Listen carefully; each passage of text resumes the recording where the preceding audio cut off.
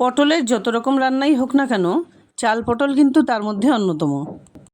কার কাছে কেমন জানি না, আমার কাছে কিন্তু দারুণ লাগে খেতে। রেসিপিটি বানানোর জন্য এখানে আমি 10টা মিডিয়াম সাইজের পটল এভাবে দুদিকের বোটা কেটে বাদ দিয়ে একটু একটু করে খোসা ছাড়িয়ে নেব।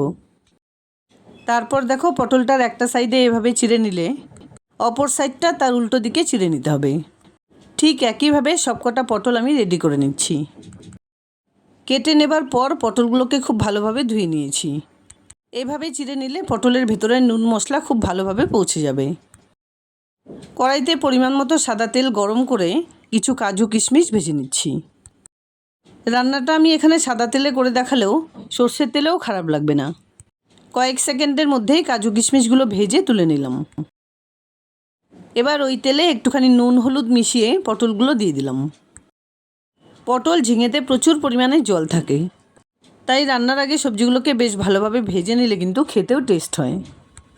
আর এই রেসিপিতে পটলগুলো যত সুন্দর করে ভেজে নেওয়া যাবে, খেতেও কিন্তু দুর্দান্ত স্বাদের হবে।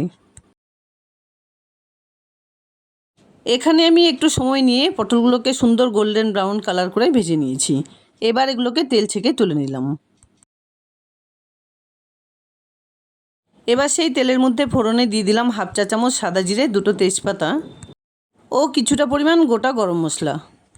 এর সঙ্গেই মিশিয়ে দিচ্ছি ভালো করে ধুয়ে নেওয়া 1 কাপ গোবিন্দভোগ চাল। চালগুলো কিন্তু আগে থেকে ভালো করে ধুয়ে জল ঝরিয়ে নিয়েছিলাম।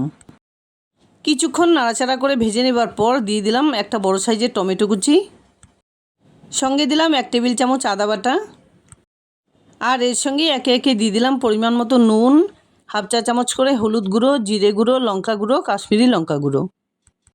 যেহেতু আমি এখানে সমস্ত পাউডার মশলা ব্যবহার করেছি, তাই একটুখানি জল মিশিয়ে খুব ভালোভাবে এগুলোকে কষিয়ে নিতে হবে। কিছুক্ষণ কষিয়ে নেবার পর চালগুলো এরকম শুকনো হয়ে এলে 1 গ্লাস পরিমাণ জল দিয়ে দিলাম। জলটাকে চালের সঙ্গে খুব ভালোভাবে মিশিয়ে মোটামুটি 1-1.5 মিনিট রান্না করে নেবার পর দিয়ে দিলাম কিছুটা পরিমাণে গরম মশলা গুঁড়ো, আর সঙ্গে দিলাম 1 চা চামচ চিনি। খুব ভালোভাবে নাড়াচাড়া করে চাল মোটামুটি সেদ্ধ হয়ে এলে ভেজে রাখা পটল দিয়ে দিলাম। এর সঙ্গেই দিয়ে দিলাম ভেজে রাখা ড্রাই ফ্রুটস। খুব সুন্দর করে নাড়াচাড়া করে ঢেকে 1-1.5 মিনিট এভাবে রান্না করে নিতে হবে। যতক্ষণ না পর্যন্ত চালের থেকে জল পুরোপুরি শুকিয়ে যায়, ততক্ষণ কিন্তু এই রান্নাটা করে নিতে হবে। বেশিরভাগ রান্নাতেই ঘি ব্যবহার করাতে আমার একটু প্রবলেম রয়েছে। তোমাদের পছন্দ হলে ঠিক এই পর্যায়ে 1 টেবিল চামচ ঘি মিশিয়ে দিতে পারো, তাহলে কিন্তু এর টেস্ট আরও ভালো হবে। যাই হোক, রান্নাটা কিন্তু আমার পুরোপুরি রেডি। দুর্দান্ত স্বাদের নিরামিষ চাল পটল রেসিপি একদম রেডি। ভালো লাগলে লাইক শেয়ার কমেন্টস করতে ভুলবে না প্লিজ। আর এরকম নিত্য নতুন রান্না দেখার জন্য প্লিজ চ্যানেলটাকে সাবস্ক্রাইব করে পাশে থাকা বেল আইকনটা অলে করে দিও। দেখা হচ্ছে নতুন কোনো রেসিপি নিয়ে। ভালো থেকো, ধন্যবাদ।